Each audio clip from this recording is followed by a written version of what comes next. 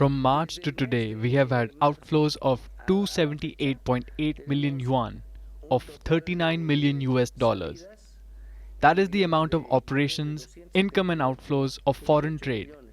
But this is done through a correspondent bank.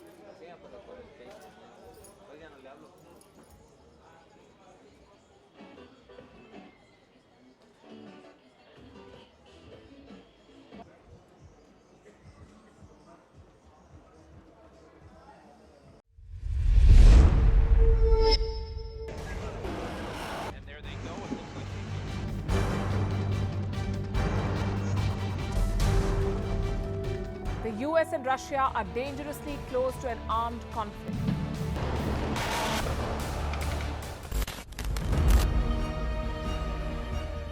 This year, 2023, New Delhi will be the capital of global diplomacy. For a country as diverse as ours, with 88% of the population illiterate, it was a very big deal to write a constitution, and that too, the world's largest.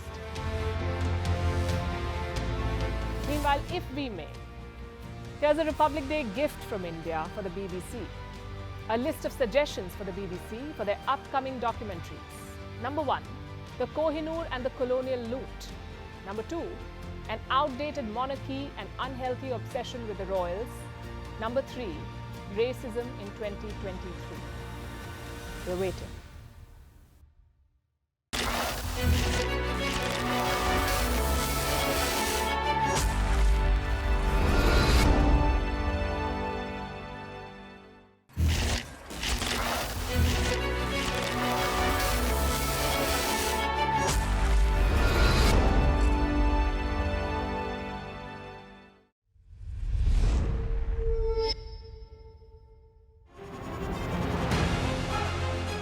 Email exchanges from inside the BBC, they talk about the risk of violating Indian laws.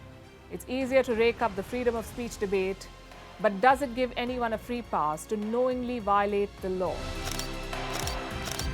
America supports India because it needs India's support in return. And India is working with the US because it suits India's interests. This is how geopolitics works. Last night, he diffused a crisis with his defense minister. But today, Netanyahu was confronted with a new problem. His cabinet seems to have rebelled against him. The UK is looking at the Indian subcontinent to fill its coffers. That India seems to be negotiating from a position of power, like a partner and not a former colony.